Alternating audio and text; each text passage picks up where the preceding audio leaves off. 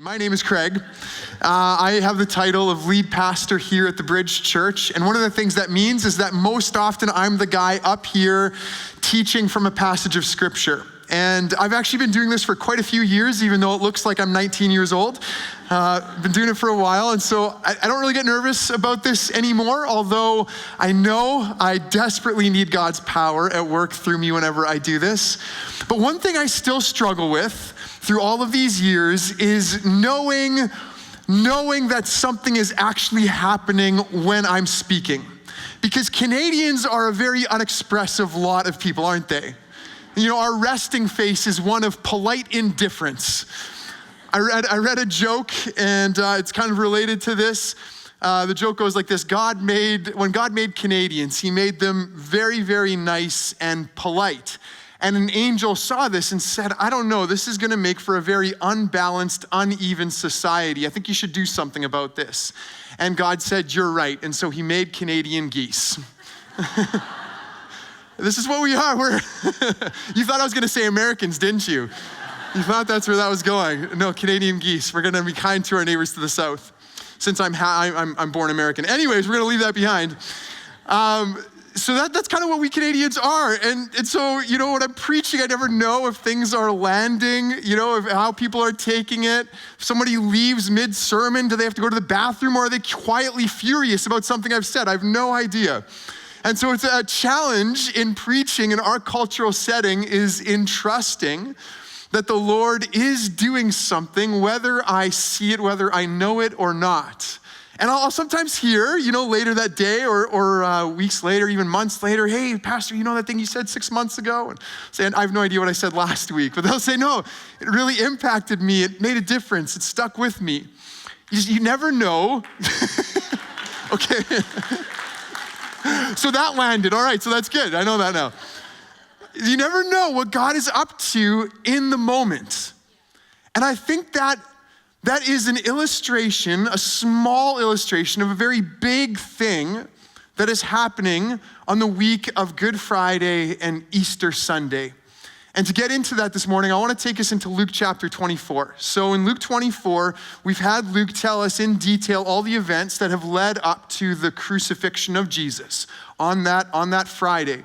And in Luke 24, on the Sunday morning, a couple days later, some of the women followers of Jesus go to the tomb of Jesus, and they're surprised to find that the stone has been rolled away and that some angels announce to them that Jesus is risen.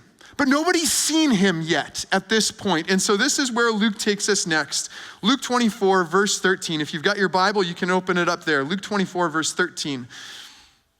Now that same day, two of them were going to a village called Emmaus, about 7 miles from Jerusalem.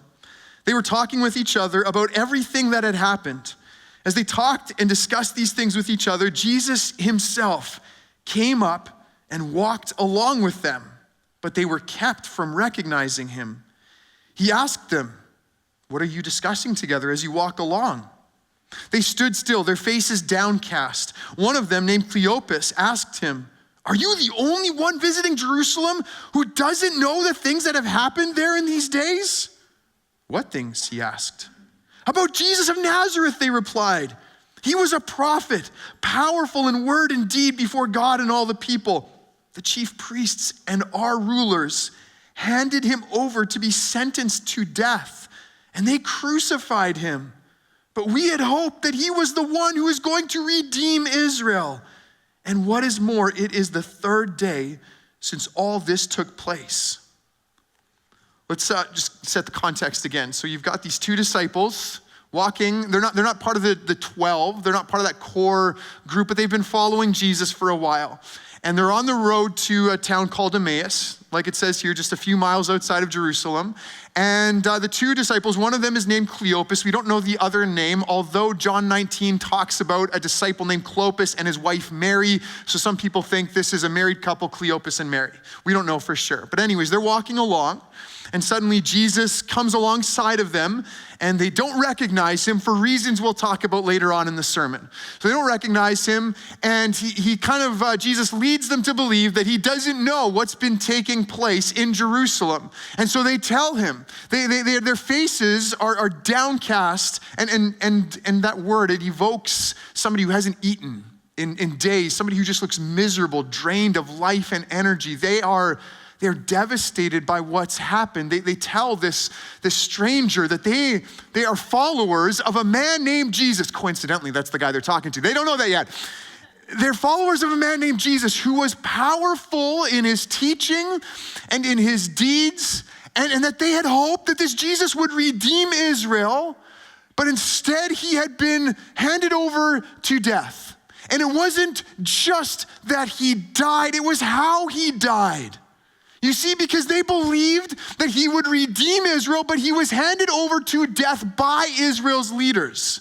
They believed that he was going to deliver them from their pagan enemies, but instead he was put to death by their pagan enemies. And so their hopes have been devastated. They've been dashed. Can you put yourself in their shoes? Imagine being a follower of Jesus in the first century. Imagine seeing Jesus do the kinds of things the Gospels say that he did. Imagine watching him open up blind eyes and heal paralyzed people. And imagine watching him calm the storms with a single word. Imagine him feeding thousands of people with a few loaves of bread and a couple of fish. Imagine seeing him raising people from the dead.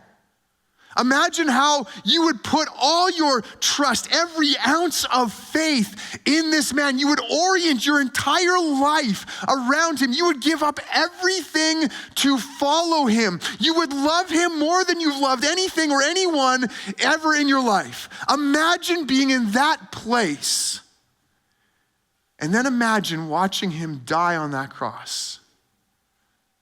Imagine all of those hopes. You had built your entire life on this, and watch it die on that cross.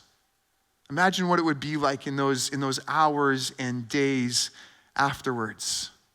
See, it's hard for us to put ourselves in their shoes because we know how the story ends. We know that it doesn't stay in darkness. We know that there's something else, but they didn't know that. You know, our family, we were reading through a book series that's actually upstairs in the church library. And where, things are, as often happens in a story, things come to a place where it's pretty bleak and pretty hopeless. And there's a report that one of the main characters has died. I'm not even telling you the name of the book series, so I don't think it counts as a spoiler. And we don't know if for sure this character has died or not. But at this point, when this news comes, our 6-year-old Zachary could not take it anymore. He just bursts into tears and he exclaims in a loud voice, "This is the worst book ever!" And he runs out of the living room. So we can't read this book series anymore. It was just too much. We're all gonna have to read it individually on our own and kind of track with each other because we just can't do it as a family. Zachary, I think is a good representation in some ways of the disciples after Good Friday. They don't know that. I have trust in that this book is written by a Christian. It's written for kids and preteens. I'm pretty sure it's gonna get better. Fairly certain. But Zachary doesn't know that. And the disciples didn't know that. There's just despair and hopelessness and darkness. And add on to all of that this, that in those hours and days afterwards, it must have seemed to them like God had gone silent, that God was absent, that God wasn't doing anything. Look at that injustice. Look at that brutal, shameful death that a truly good and righteous man, in fact, maybe even the Messiah, the Son of God, look at the death he had died, and God hadn't done anything about it. He had let it happen. So I imagine that for those disciples, the question would have been, where is God? Have you been there? Have you asked that question? Have you asked that question? God, I don't know what you're doing. I don't know where you are. I can't feel your presence. I can't see any evidence that you're present here. If you have, you're not alone. Not just the disciples post Good Friday, but But the saints throughout the ages have experienced what has been called the dark night of the soul. Habakkuk, an Old Testament prophet, begins his prophetic record by saying, "How long, Lord, must I call for help, but you do not listen, or cry out to you violence, but you do not save?" Or you've got the famous sufferer Job, who God allows to have everything stripped away from him. And Job wants to bring his case before God, but God just doesn't seem to be in the picture. He says, if I go to the east, he's not there. If I go to the west, I don't find him. When he's at work in the north, I don't see him. When he turns to the south, I catch no glimpse of him. See, if you find yourself in that place where you're asking God, where are you? Why are you quiet? Why aren't you answering? You're not less spiritual for asking that question and for having that experience. That is the reality, that at times God seems absent and quiet. And it's heart-wrenching when that happens. That's why these disciples are downcast. That's why they're so discouraged at this moment. Everything's been stripped away. Everything is gone. Everything is dark. But a ray of light has begun to come through the cracks here on this Sunday morning. Let's pick it up again in verse 22. They go on, the disciples telling this traveler, "In addition, some of our women amazed us. They went to the tomb early this morning, but they didn't find his body. They came and they told us that they had seen a vision of angels who said he was alive. Then some of our companions went to the tomb and they found it just as the woman had said, but they didn't see Jesus." And he said to them, "How foolish you are, and how slow to believe all that the prophets have spoken. Did not the Messiah have to suffer these things and then enter his glory?" And beginning with Moses and all the prophets, he explained to them what was said in all the scriptures concerning himself. Would that not have been the most incredible Bible study ever? I mean, it starts out with Jesus saying some less than flattering things about them. Can you imagine if I got up here on a Sunday morning and I just started out by saying, "Look, you guys are idiots. You guys are idiots. You're probably not going to get any of this, but let's give it a try anyways." I mean, Jesus doesn't say exactly that, but what he says, I would think that Cleopas would be taken aback a little bit. "Whoa, how dare you?" But that would have gone away pretty quickly when this traveler begins to open up the scriptures and starts to connect pieces that you've never noticed before and make sense of the world that you're living in a way that you haven't seen before, and shows how all the scriptures have been pointing to and have found their fulfillment in Jesus. I mean, I wish that Luke had given us like a word-for-word transcript of what happened there, because it would have been incredible. Now, at the very center of this part of the text, and of course this whole chapter, is the resurrection of Jesus. And Cleopas and the other disciple, they're just starting to glimpse it.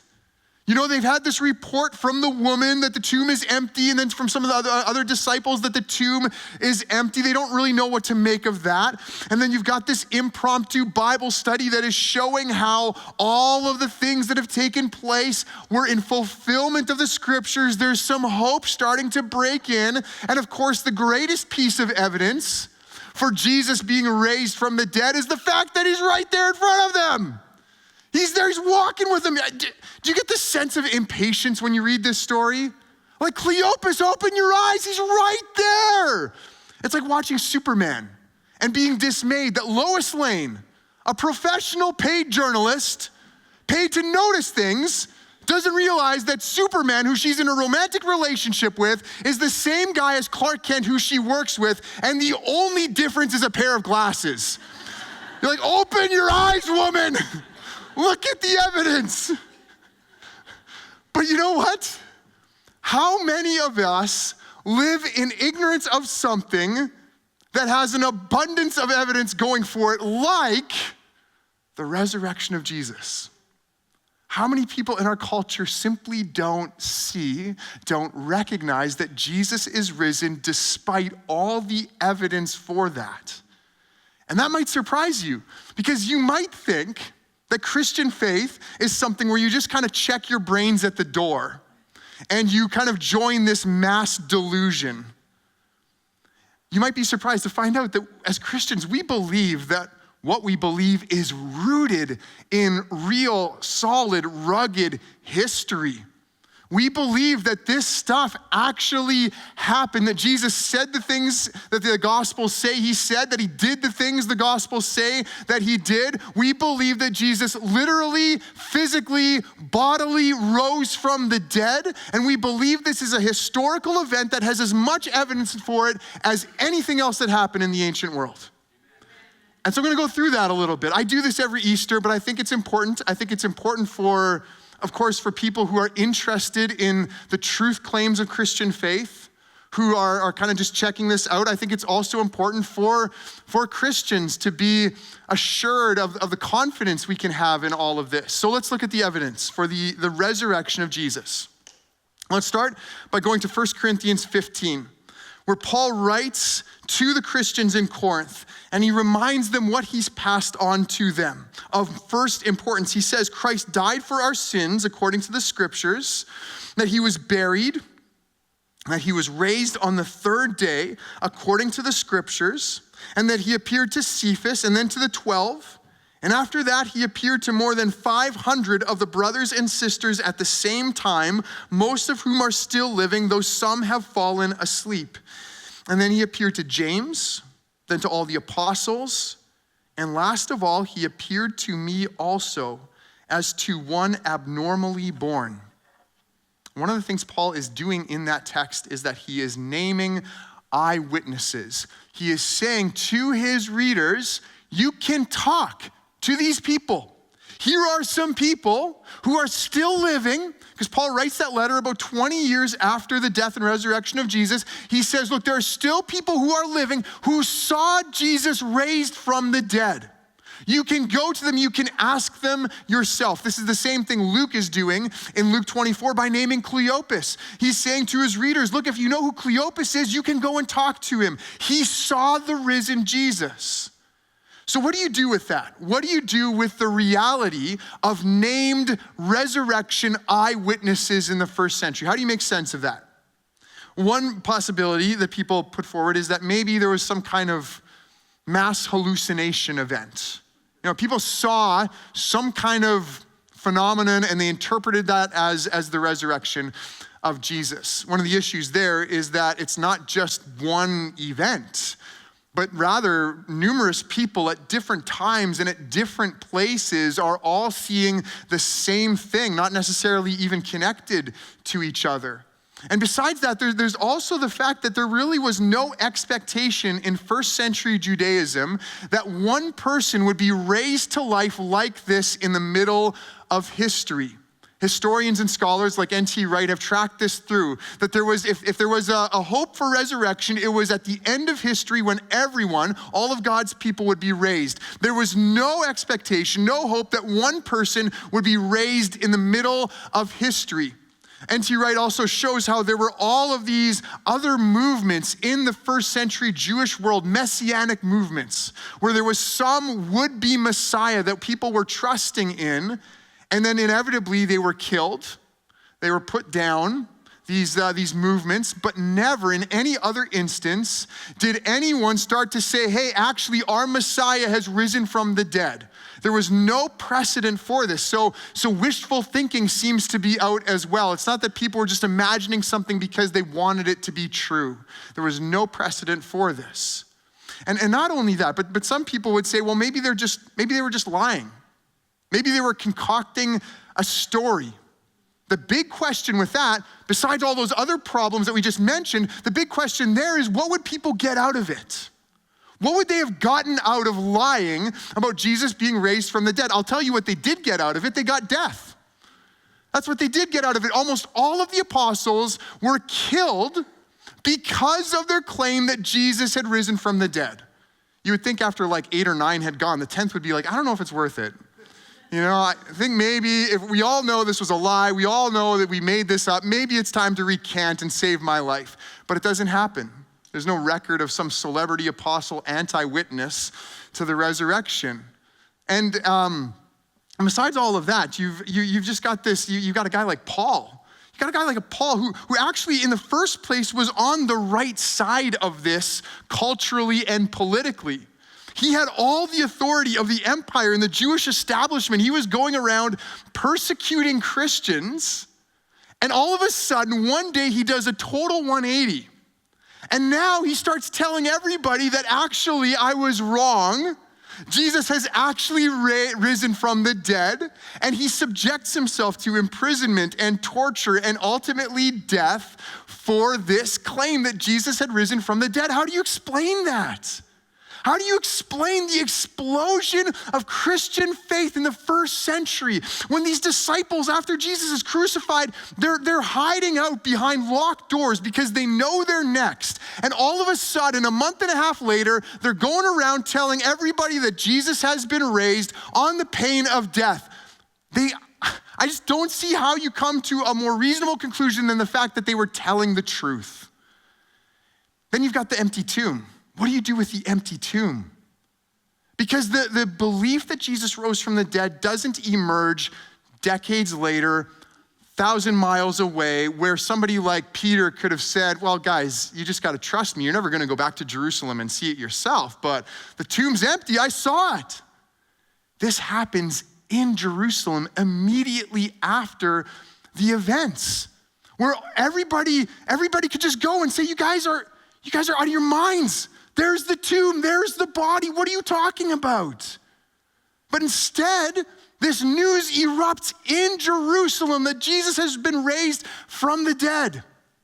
I mean, the Bible actually reports some theories, some things that people started to spread around. Oh, the tomb is empty because the disciples stole the body of Jesus and they stashed it somewhere else. Now, there are other problems with that, like the ones that we've mentioned, but the point is the tomb was empty. The body wasn't there. And then there's also this, that women are named as the first witnesses of the resurrection. Now, thankfully, this isn't the case in the 21st century anymore, but in the first century, women pretty much universally were deemed to be unreliable witnesses. And so if you were concocting a story, if you were making something up, you never would have named women as the first witnesses. And yet that's what we find in the Gospels. Even in Luke 24, it's women who hear the news first. And so it's like the apostles who write these things down, who record these things, are just going, look, this is how it happened. We would have maybe done it differently, but this is what Jesus did. This is who he revealed himself to.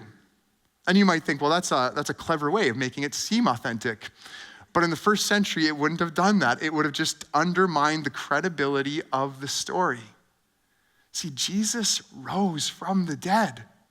Physically, bodily, literally, not as a symbol, not as an idea, not as a myth, not as a story made up to soothe the hearts of those who had lost a loved one, but a rugged, solid, historical event that has as much evidence for it as anything else in the ancient world. Jesus rose from the dead.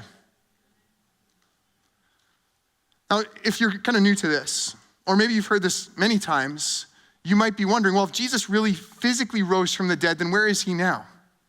I mean, did he die again? Is he still walking around somewhere? There's a couple of parts to the answer to that question. One is that 40 days after the resurrection of Jesus, the Gospels tell us that he ascended to God the Father, that somehow he is behind the veil of our visible reality. And that behind the veil, he still sometimes does come through the veil. That's what happens to Paul on the road to Damascus. He says in 1 Corinthians 15, he witnessed the resurrected Jesus. I think there are stories throughout history where Jesus has kind of made an appearance. I tend to believe some of those stories. I think Jesus is behind the veil. The resurrected Jesus is behind the veil, but that doesn't mean that he doesn't still sometimes show up every now and then. But the reason that we could talk about him being behind the veil, and the reason why Cleopas didn't recognize him, is because of the kind of body that he was raised in. Throughout history, there have been resuscitations. There have been people who have died medically and then come back to life.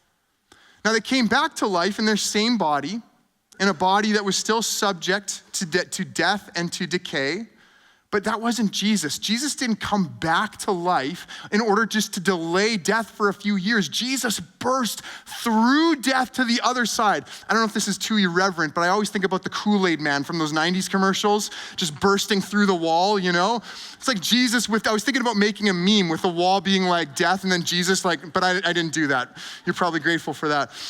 But he just bursts through death to the other side in this resurrection life where he's no longer subject to decay.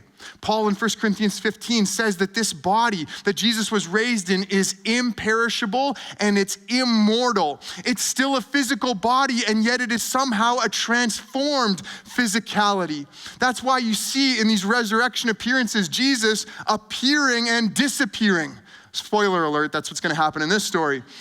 That's why you see him seemingly unrecognizable by people who should have known who he is. He's physical, he can eat fish, people can feel him, they could touch him, but he's also passing through locked doors and doing all kinds of crazy things our bodies don't do. It's because it's a glorified resurrection body. And the New Testament is clear on this, that this same glorified, resurrected body is what awaits all who trust in Jesus.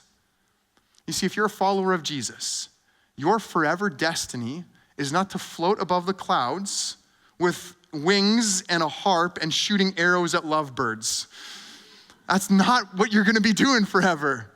Your forever reality, according to the scriptures, is to live in a new heavens and a new earth, a renewed creation with a new body, a resurrection body capable of dwelling in the full and manifest presence of God. Amen. Which I think is a whole lot better. That sounds a whole lot more interesting to me, a whole lot more exciting to me than floating around the clouds somewhere. But this is what the scriptures say about Jesus, that he has been raised in this kind of body and lives forever.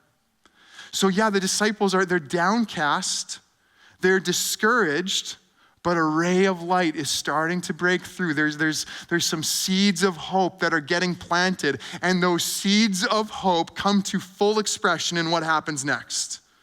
Verse 28, as they approached the village to which they were going, Jesus continued on as if he were going farther. But they urged him strongly, "Stay with us, for it is nearly evening. The day is almost over." So he went in to stay with them. When he was at the table with them, he took bread, he gave thanks, he broke it, and began to give it to them.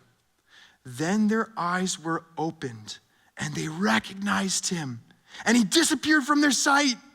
They asked each other, "Were not our hearts burning within us while he talked with us on the road and opened the scriptures to us?" So these disciples, they persuade this traveler to stay with them. They go in, they eat a meal, and he does something that is, it makes it click for them. See, way back in Luke chapter 9, Jesus had been teaching a large crowd, and apparently none of them had brought any food. Now you might think, well, that seems unrealistic, but then you haven't met a single guy before, because before I met Carolyn, this was my constant reality. Showing up at things, going, "Oh, I forgot food," and then going to Subway, but they didn't have Subway back then. So there's no food, and they find one person who had brought like a few loaves of bread and a couple of fish, and Jesus takes the bread, and he gives thanks, breaks it, and he begins to give it out. He begins to distribute it. And then in Luke 22, which I don't know for sure if these two disciples were there or not, but at the Last Supper, during the meal, Jesus takes bread, and he gives thanks, and he breaks it, and he begins to distribute it. So these two disciples, they've seen this before. They've seen this person do these things before. And so suddenly their eyes are opened. They realize it's Jesus. It's the one that we love. It's the one that we had thought we had lost. And then just like that, he's gone, off to another resurrection revelation. But here's what gets me about this. Jesus had been with them the entire time, even if they hadn't realized it. God was at work in them that whole day, even though they couldn't see it. And so when their eyes are opened at the end here, it's like a validation of everything that had happened before. It's not just that their eyes are opened in that moment, it's that they see the reality of their entire day in light of this. You see what I mean? That's why they say, weren't our hearts burning within us while we walked together? Because suddenly everything is validated. I think this is such a powerful story, partly, it's a real story, but partly because I think it's a microcosm of Good Friday and Easter Sunday. Go back to the cross again. We talked about this, how the cross evokes this question, where is God? Why is he silent? Why isn't he doing anything? And then think about how the resurrection changes all of that. So just like for Cleopas and the other disciple, they're wrestling with this, where is God? What's happening here? And then their eyes are opened and suddenly they see that God had been working. Jesus had been with them all along, even though they hadn't seen it. In the same way, the resurrection of Jesus opens the eyes and we see that actually God was at work in the cross, working towards our salvation. The resurrection of Jesus is the validation of the cross.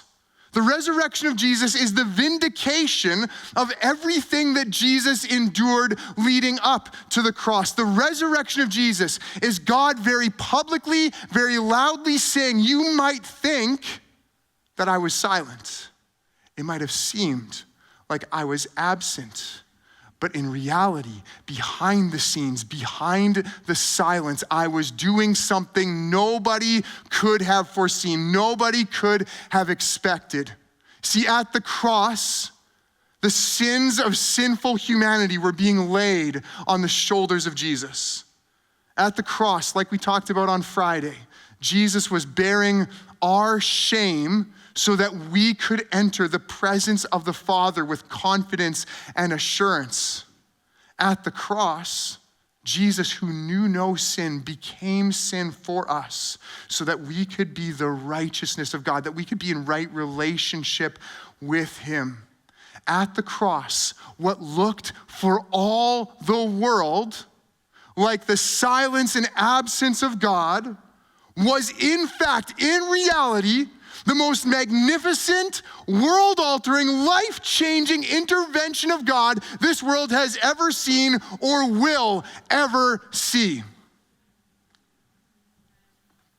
In John chapter 12, Jesus uses an analogy. He says, the hour has come for the Son of Man to be glorified. Very truly, I tell you, unless a kernel of wheat falls to the ground and dies, it remains only a single seed, but if it dies, it produces many seeds. In a couple of weeks, we're going to start planting some seeds in our little community garden plot. It's a very small thing. It's like a 2 by 4 foot kind of box. We're hoping for a solid yield of 5 cherry tomatoes and 2 carrots. Maybe with God's grace, we'll feed thousands of people with it. You never know. But when we plant those seeds, we're going to bury them in the ground. And it's going to look like nothing's happening for quite a while. The ground is going to look the same. Everything's going to be dormant until one day, all of a sudden, sprouts are going to emerge. And soon enough, we'll have an abundant harvest of 5 cherry tomatoes. That's a picture of the resurrection of Jesus. In John 12, he says, I'm going to die. I'm going to be buried. But that's not going to be the end of the story.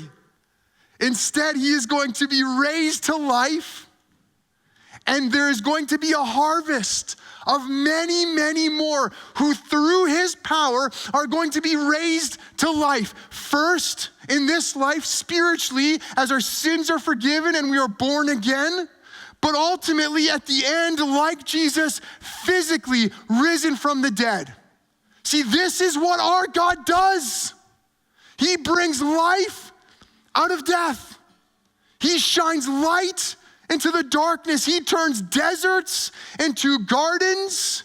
He takes despairing hopelessness and he turns it into overabounding joy. He takes a generation that seems like it is lost, beyond hope, and he breathes new life into them. This is what our God does. And so if you feel this morning, maybe you feel like you just need to give up. You feel like you're too far gone. Look at the empty tomb.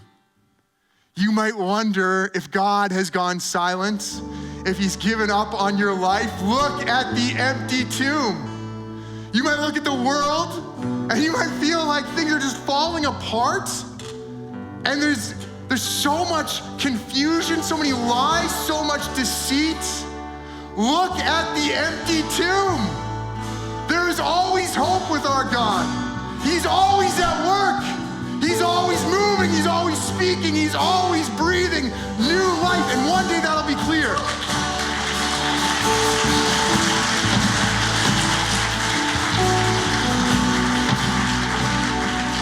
One day that will be clear. When he comes again and he makes all things new, it will be clear that he has been at work all along. He never went anywhere. He's been working for your salvation, for the renewal of the world. And so put your hope in him. Put your trust in him. Don't waste another moment in despair. Don't waste another moment relying on your own strength. Believe that he died for you, that he rose again, and orient your whole life around this reality. Jesus is alive. He is risen. Stand up, don't be Canadian. Stand up. Look at the tomb and let's worship him.